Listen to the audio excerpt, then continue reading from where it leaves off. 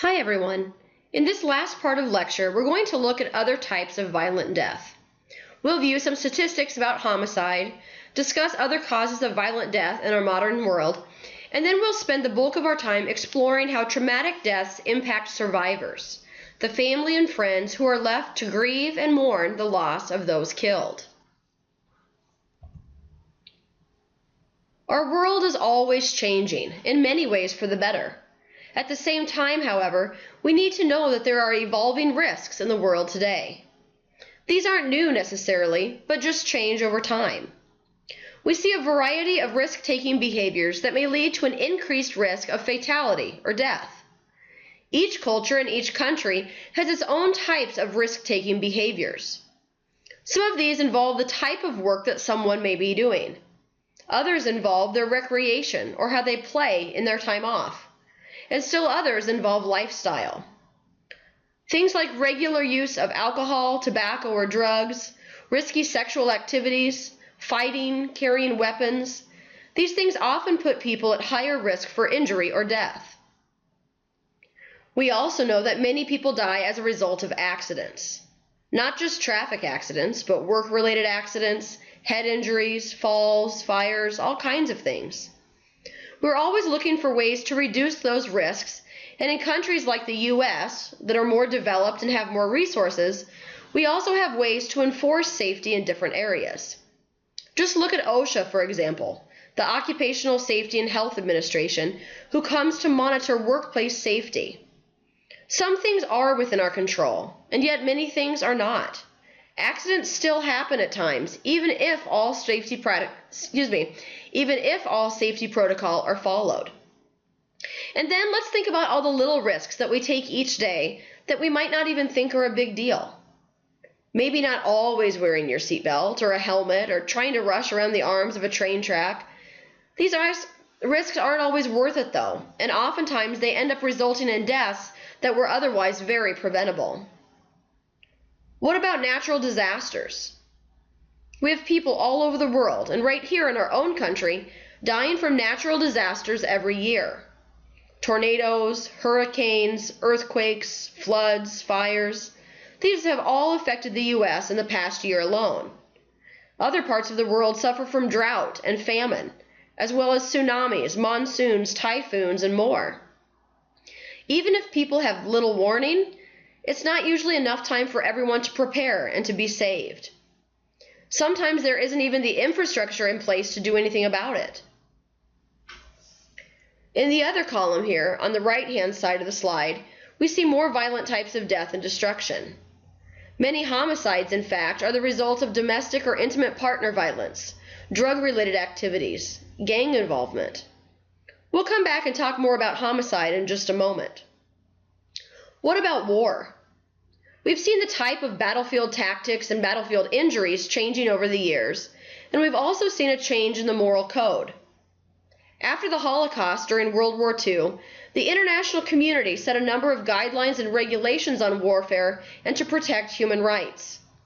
However, much of these continue to be called into question, and we see genocides like Rwanda, civil war in several countries, including Sudan and Syria, and human rights violations occurring on nearly every continent.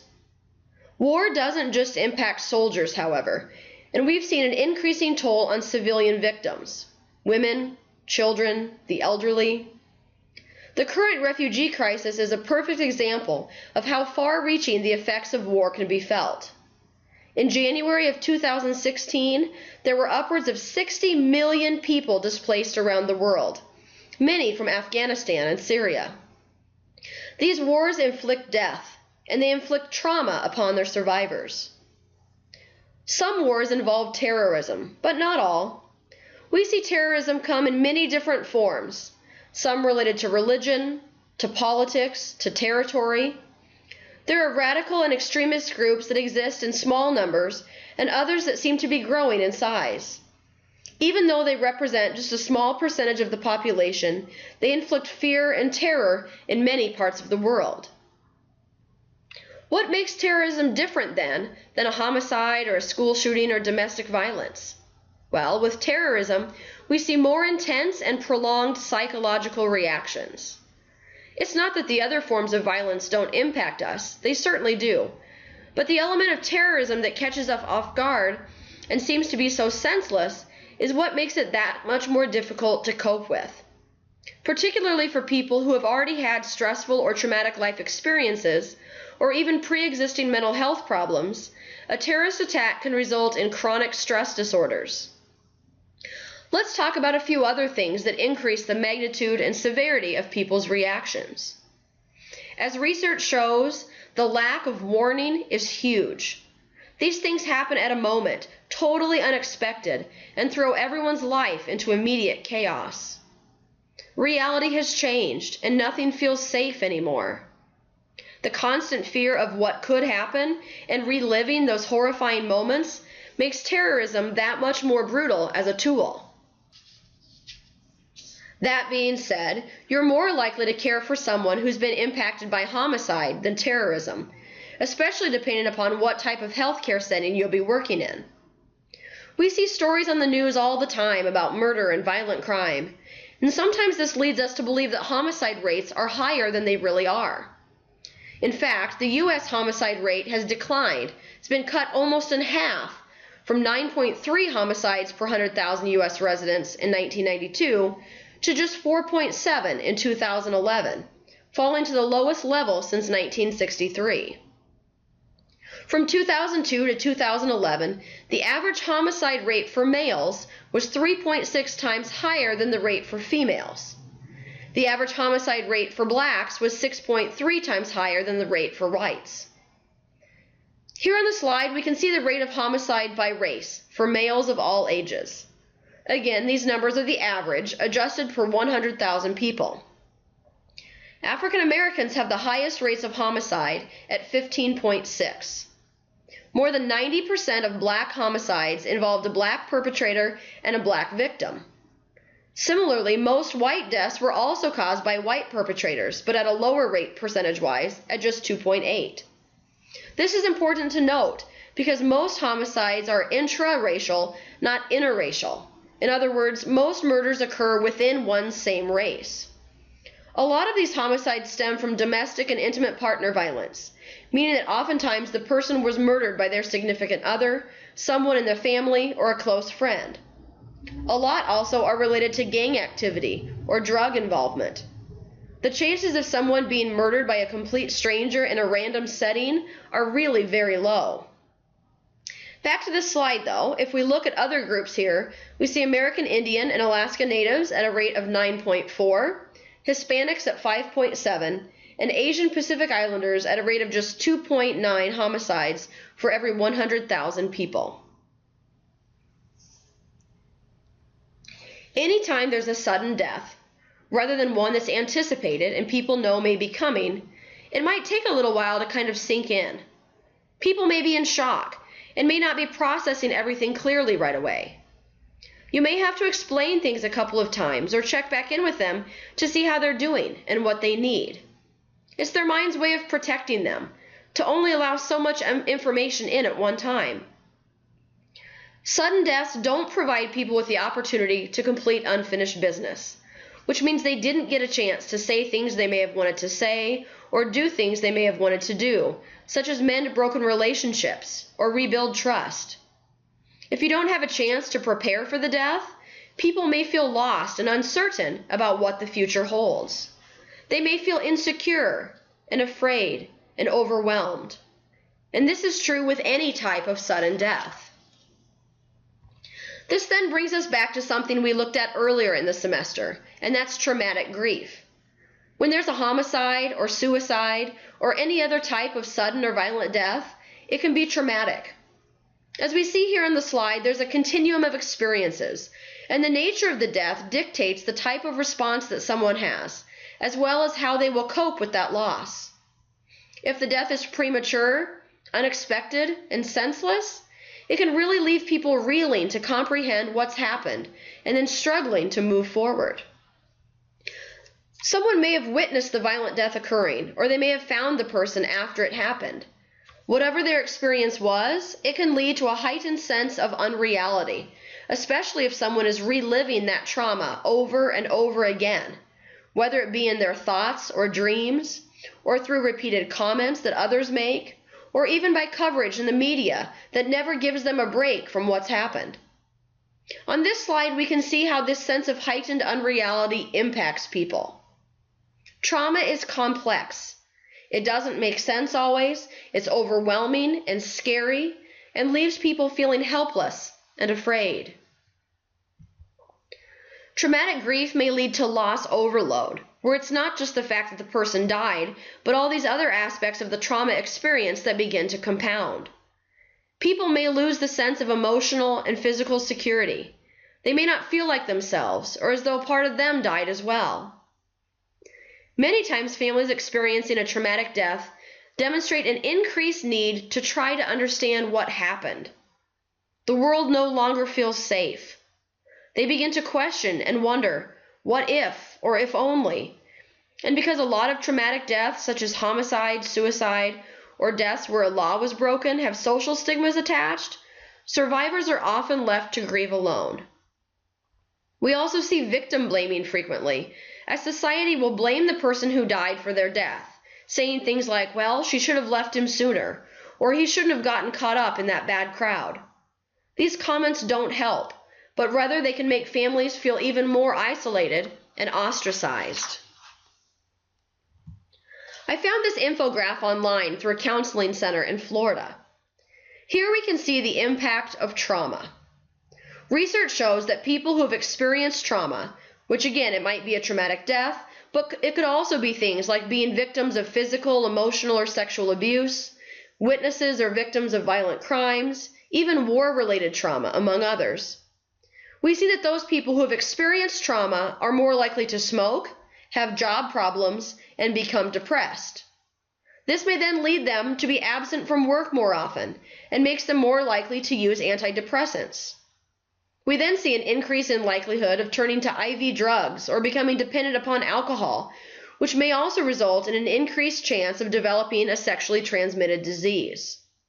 The scariest number, though, is the biggest one, which is that people who have experienced trauma are 15 times more likely to die by suicide. So there is a strong relationship between trauma and both physical and mental health. Indeed, helping our patients and families cope with trauma and loss is a critical aspect of our job in healthcare. It helps us to know what to look out for, but it also provides insight into what our patients and families may need in order to deal with what has happened in their lives. With suicides in particular, there's a social stigma attached to suicide, and what happens is that not only did the person die, but now his or her family is also looked at differently and treated differently by society. In fact, research has even found a relationship between suicide as the cause of death and more negative responses toward the family. In particular, a huge difference between how one's treated if their loved one dies by suicide as opposed to death by terminal illness. This only serves to further intensify the shame and guilt they are likely already experiencing. Sometimes things happen that don't make sense, and we try to look back and put together the puzzle pieces. We try to figure out what went wrong and what, if anything, we could have done differently to have stopped it from happening. We try to make sense of the death and rationalize what's happened because it's so hard to just not know, to never have any idea of what led a person to suicide. It's so hard, and sometimes we need to let the families know that they're not responsible for the death. Each adult makes the decision whether to keep themselves alive or not. It's not their responsibility to love them enough to keep them interested in living. Sometimes there's also a sense of relief. Relief not from the person or not loving them enough, but rather relief from the stress and pain of living with a suicidal person. Families grieve like other families, but their grief may be more intense and last longer, likely because they have these other feelings and social stigma to deal with as well. Remember, too, that people who have experienced a traumatic death have to first cope with the trauma and then the grief because their minds and bodies can't handle it all at once. Survivors of homicide also present unique challenges for professionals and emergency responders. Not only does someone, typically law enforcement, need to notify the family if they don't already know, but the grieving process as a whole can become very complicated. Not that any death is an easy death, but homicide often involves so many intense emotions and unanswered questions that it can be very difficult for people to cope with such tragic news. Their ability to process what's happened can similarly be affected, and this is why it's important for homicide survivors to have ongoing support and follow-up, not just in the days following, but for weeks, months, and years down the road. There are pretty common normal responses when learning that someone you care about has been murdered. The first of these responses is known as the trauma reaction. This is the response that one has to the horrific news of the loss of their loved one, and at times is combined with graphic details of the event. Receiving the news itself is traumatizing and awful. And the numbing reaction refers to the natural tendency to emotionally withdraw or retreat from information that's just too painful to comprehend right away. It's normal for families to at first have a little bit of denial because they just cannot believe that this has happened, and there are many questions that start to come up. Everyone handles death and grief in different ways, but I've outlined some of the more common reactions here on the screen. Take a moment to push pause and read through some of these typical survivor responses that are listed on the right-hand side of the slide.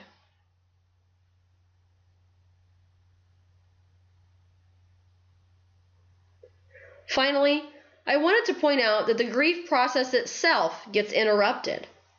As I've probably told you already, I worked for 9 years at Teddy Bear Hollow, the Omaha metro area's only center for grieving children and teens. I worked with families experiencing all kinds of grief.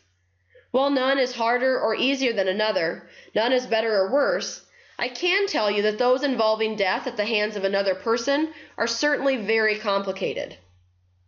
Whether it was an intentional death as a result of first-degree murder, or someone was maybe killed in a drunk driving accident when another person was at fault, anytime the event is more high profile or there's a crime involved, things can get ugly really fast.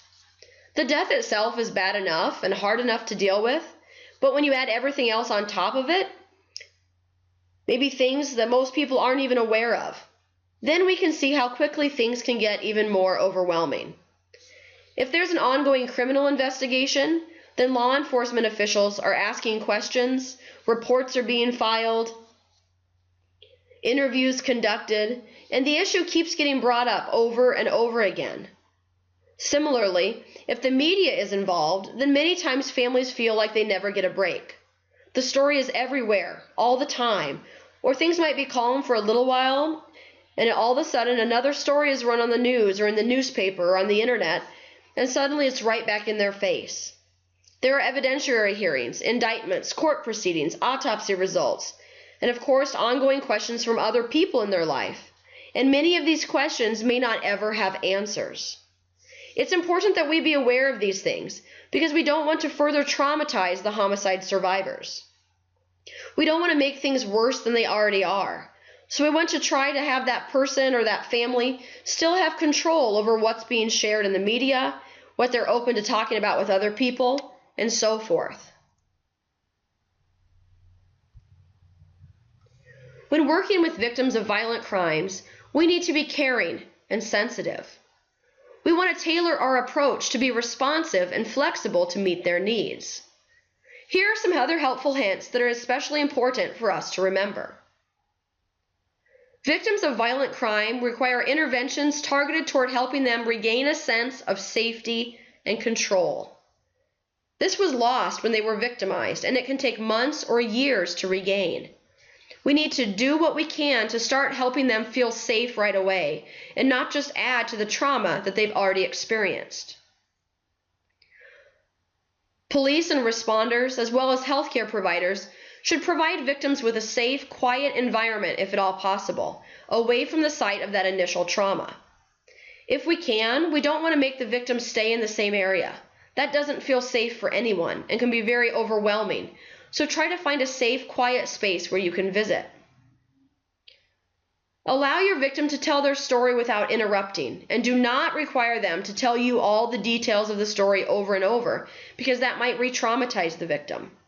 The last thing we want to do is make things worse. It's our responsibility to have trained personnel working with victims of violent crimes so they don't have to keep reliving the nightmare. Ask the right questions and take good notes the first time. Sometimes you might even be able to videotape the interview, and that way you don't have to keep coming back at them over and over. Validate the victim's experiences and reactions. You weren't there. You don't know what happened. Don't ask them why. Don't interrupt them. Just let them vent and process what happened. Be a good, active listener. Along these same lines, don't judge or blame the victim. It doesn't matter their age, gender, or even body size. Anyone can be the victim of a violent crime, and we have to be very careful not to judge, label, or blame them for what happened. Minimize the contact with the media. While people that work in the media are not bad, the goal of media, though, is to gain viewers and to get the top story. Sometimes this comes at the expense of the victim, who doesn't realize how quickly things can get spun and twisted and are suddenly out of control. For family and friends who've had a loved one die by suicide, homicide, or another type of violent death, it's important that we provide them with as much care and support as we would any grieving person. They have basic needs that need to be met, and they need a chance to grieve the loss. Remember, when we grieve, we usually rely on coping strategies that we've used in the past. So people will revert to what they've done before, to what's gotten them through other difficult times, and they can use that to try to help them cope with this loss. This can be great in some cases, but also risky or potentially dangerous in others, depending upon what it is they're doing to cope with the loss. People who have suffered a sudden traumatic death often need to retell the story several times to help them process what's happened, as well as form this new reality. They'll need to find a new normal, just as anyone who experiences a significant death. We want to help them feel supported unconditionally, not to be constantly judged or questioned. You may want to refer them to a suicide survivors group or a grief support group that meets in person or online, as it can be helpful to connect with others who have shared similar experiences. Ultimately, we need to remember that the person who died, as well as their family, does not and should not be defined by this one event. Even though the person died by suicide or by homicide, they may have had many other life experiences that mattered, in which they did make a difference. So it's helpful to remember those happy, positive times as well. What other things can we do? Even though this list here looks quite simple, these little things really do go a long way and can make a very big impact. Be available. If the family needs to talk, ask questions, or have you repeat information, then be there for them. You don't have to always wait for the family to come to you. You can check on them and see how they're doing. Make a point to visit and see if there's anything you can do to help. Be present in that moment. Don't be thinking about everything else you need to do. And the families know. They can sense if you're not really wanting to be there, or if you're not sincere in your words and actions. Be honest and truthful. Encourage them to talk about their feelings or to express themselves in some way. Help them deal with the present so they can also look toward the future. You can't tell people what to do or how they should feel, but you can help them feel supported and hopeful that things will be okay. To practice this, I want you each to think about a situation that either you've experienced or maybe something you heard about in the news or online. Imagine that you were the healthcare worker who was working in the ER when a homicide or suicide victim comes into the hospital. How could you interact with their family? What would be hard for you to do? What might be easier or come more naturally to you? Think about how you could support them and provide them with accurate, appropriate information. How much is too little? How much information is too much? Who could you go to for guidance or suggestions? Push pause and take a few minutes to think about these things, and when you're ready to continue, push play.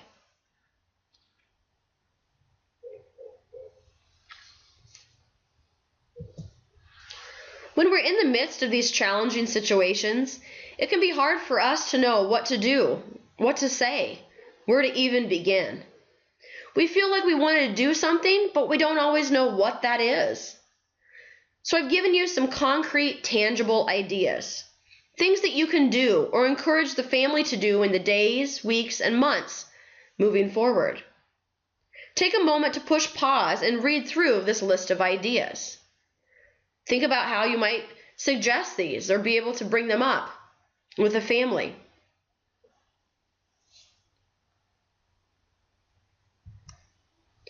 Funerals can be very helpful in bringing mourners together to express their emotions. They also help to separate from the deceased and are an important ritual signifying that one's physical life has ended and the people are left to move forward to find that new normal. Funerals signify our relationships or our bonds, as well as the release that comes with death. They help provide structure and routine and tasks amid the chaos during and following a death. Depending upon the patient and family, the funeral may be religious and led by a priest, pastor, rabbi, imam, or other religious leader, or it may be led by a funeral home director. We'll talk more about funerals very soon, but what's important to mention here is that every funeral can be as personal as the surviving family and friends want it to be. Just because someone died of suicide, homicide, or a different type of sudden traumatic death doesn't mean that they don't deserve a beautiful, healing funeral. Here's a list of some of the resources I used to gather information for this week's lectures on suicide and violent death. I also meant to provide this list of suicide resources earlier, so I'm including them here as well. If you are ever in need of talking with someone, or maybe you have a friend, a family member, or patient who's struggling, I hope you'll have this information available. Okay, that'll do it for this week's lectures. I know we covered a lot, and it can be emotionally draining to think about and process all these things. So if you need to talk or if you have any questions, just let me know.